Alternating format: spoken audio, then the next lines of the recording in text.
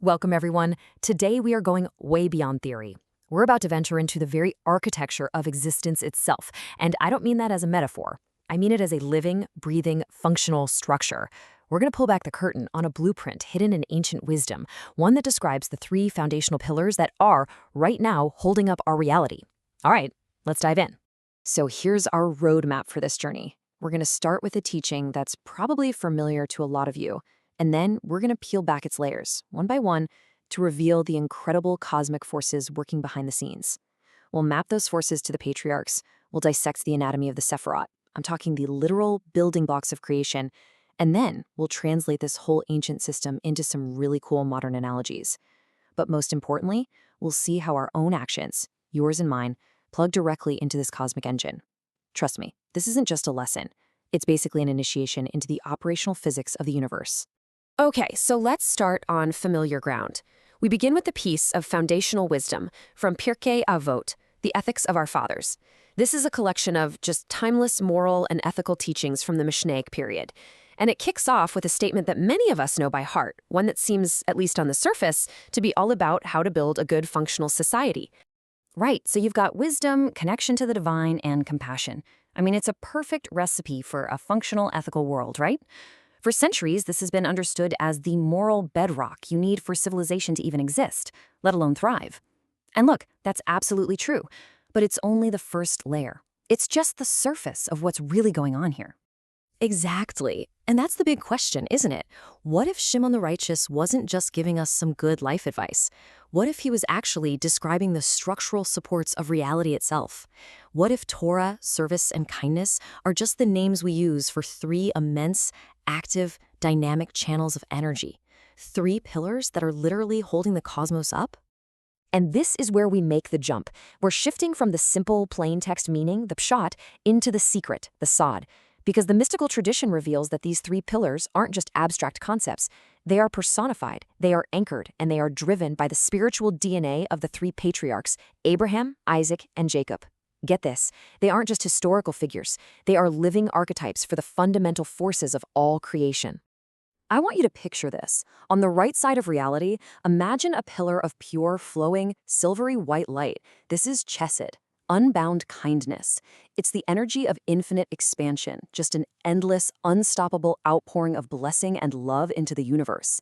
This is the pillar of Abraham, the man who opened his tent to the entire world, the very soul of generosity. But you see, pure, infinite expansion on its own, well, it would just dissipate into chaos. It needs a container. So, on the left side, another pillar rises up to meet it. This one is made of intense, ruby red fire. This is Javora, strength or judgment. It's the force of contraction, of limitation, of structure. It's what creates the vessels that can actually contain all that infinite light of kindness. This is the pillar of Isaac, the archetype of discipline, of awe, and of intense pinpoint focus. So you have this outpouring of water on one side and this intensity of fire on the other. What stands between them? The third, central pillar. This is Tiferet, harmony and beauty, and it glows with this incredible blend of colors because its whole job is to weave the other two forces together. It takes the infinite flow from the right and the defined structure from the left, and it creates a balanced, stable, beautiful reality. This is the pillar of Jacob, the man of truth, who had to integrate all of these forces inside himself to create wholeness. So when you line it all up, the mapping becomes crystal clear. Jamilat Chesadim, those acts of loving kindness, that's the expansive, giving energy of Abraham. Avoda, the temple service, with its strict rules, its fire, its incredible focus, that is the channeling, structuring energy of Isaac. And the Torah, the system of truth that gives us the perfect formula to balance kindness and severity, expansion and contraction, well, that is the central harmonizing pillar of Jacob. It all fits perfectly. Okay, so now that we can see the three main supports, let's zoom in a little. We're moving from the big architectural overview to the detailed schematics. We're about to look at the inner anatomy of these pillars, which in Kabbalah is known as the system of the Sefirot. Right. Let's be super precise about what these are, because it's a key point. The Sefirot are not separate gods or anything like that. Think of a single, pure, limitless light, the Ein Sof, the infinite one. Now, imagine that one light passing through 10 different brilliantly colored filters. As it passes through, it takes on 10 distinct qualities or attributes: kindness, strength, beauty, and so on. These 10 expressions of that one single light are the fundamental components of everything in existence. And this table just lays out the connections so beautifully. You have Abraham, who embodies chesed, on the right column. His element is water, his color is white. Mystically, this connects to the yod, which is like the seminal starting point in the divine name.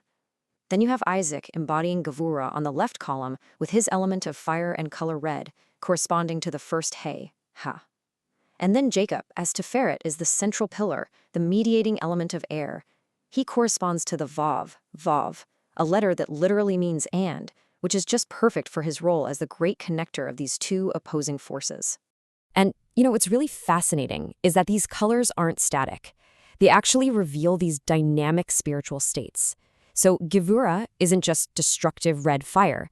When it shows up as black, that's its most severe, strict form of judgment. But it can also appear as blue, which is judgment operating within a holy context. It can even be gold when that judgment is illuminated by a higher understanding. And Tifrit's green comes from mixing the white of Chesed and the red of Gevurah. But it can also manifest as argamon, this royal purple that's said to contain 5 different shades, signifying a perfect, multi-layered integration of all the forces. It's just incredible. And it's important to remember, these 3 pillars are really the heart of a much larger 10-part system. This core triad, this heart, branches downward, giving birth to the more nuanced emotional attributes. And then, all of these divine energies ultimately land. They ground themselves in the 10th Sephira, Malkut, which is our physical world. But, and this is crucial, these 3 pillars don't just appear out of nowhere. They themselves are emanations from 3 higher supernal intellects: Keter, Chokhmah, and Bina, will, wisdom, and understanding. So you see, it's a complete top-down flow of creation. So you have to ask, what keeps a system of infinite fire and infinite water from just, blowing up? Well, the Zohar explains that the whole structure is irrigated by 13 channels of supernal mercy that flow down from Keter, the highest level. Think of it like a divine cooling and irrigation system. These 13 streams of compassion are constantly flowing through all of creation, and that's what allows for this perfect harmony of opposites to exist without destroying everything. Okay, so that is one beautiful and incredibly complex cosmic map. Now, to really get how this engine works, it helps to map it onto systems that we understand in our world today. So let's run through a few analogies to really make this tangible. So if you're an engineer or a physicist, you can see this as a perfect model of cosmic stability. Abraham's pillar, Chesed, that's the primordial expansive force. Think of it like the initial push of the Big Bang. Then Isaac's pillar, Gevurah, is the contracting force, kind of like gravity, pulling all of that energy together to form stars and galaxies. Without it, everything would just fly apart. And Jacob's pillar, Sefirot, is like a universal constant, the law of nature that perfectly balances those 2 forces, allowing for a stable universe where life can actually exist. Or, if you're in tech, think of it as a divine network architecture. Abraham's pillar is like an open API, just streaming a limitless flow of data, that's Chesed, into the network. Isaac's pillar is the validation layer. It's the firewall, the processing engine. It takes all that raw data, it structures it, categorizes it, and makes it useful, preventing a system overload. And Jacob's pillar, the Torah? Well, that's the central operating system itself. It's the kernel that integrates all the processes, balances the load, and ensures the entire network functions as a single, coherent, and unbreakable whole. Okay, now let's make it even simpler. Let's create a model that works for absolutely anyone. I want you to imagine that reality is a massive multiplayer online video game. And for this game world to be stable and actually fun to play, it needs 3 essential power towers. First, on one side, you've got the healing tower of Abraham. It's just constantly pulsing out waves of health, resources, and power-ups to every single player in the world. It's the source of abundance that makes the game worth playing in the first place. But a game with no rules is just chaos, right?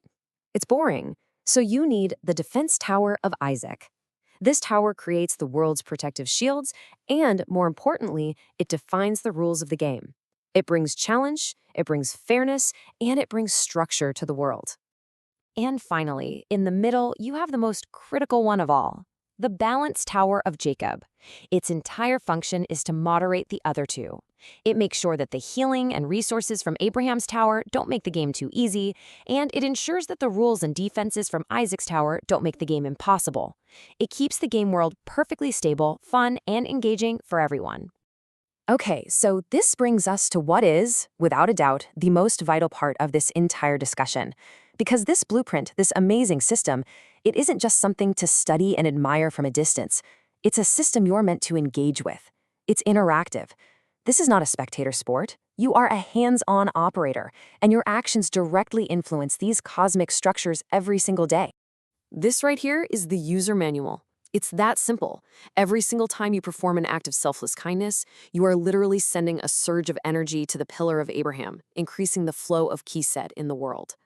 When you engage in sincere prayer or practice self-discipline, that's avoda, you're not extinguishing the fire of Isaac's pillar. You're refining it, you're sweetening its judgment, and channeling its immense power for a holy purpose. And when you sit down to study Torah, you are directly nourishing and strengthening the central pillar of Jacob, reinforcing the very harmony that holds reality together. So, we've traveled from a simple teaching all the way to the core mechanics of creation. We've seen the blueprint, we've been handed the user manual, and with that comes responsibility. This knowledge isn't just for contemplation, it demands a response from us. And this really is the ultimate question. You now see the underlying structure behind every choice you make. You know which actions fuel expansion, which ones create structure, and which ones generate harmony. The question is no longer abstract, it's immediate and it's personal. Knowing all this, how are you going to choose to build your next moment, your next interaction, your entire life? I think the most profound realization in all of this is that there are no small, insignificant positive acts. There just aren't. A single act of kindness, one moment of heartfelt prayer, a new insight you gain from study. These are not just personal improvements. They are acts of cosmic maintenance. You are an active participant in building, balancing, and sustaining the entire world. Thank you so much for joining us for this complete journey through the Pardes. We really hope these ancient truths help you and your family improve your own dimensions this week. If you enjoyed this full chapter deep dive, please, you know the drill. Like, subscribe, and share which part of the journey touched your soul in the comments. We'll see you in the next chapter.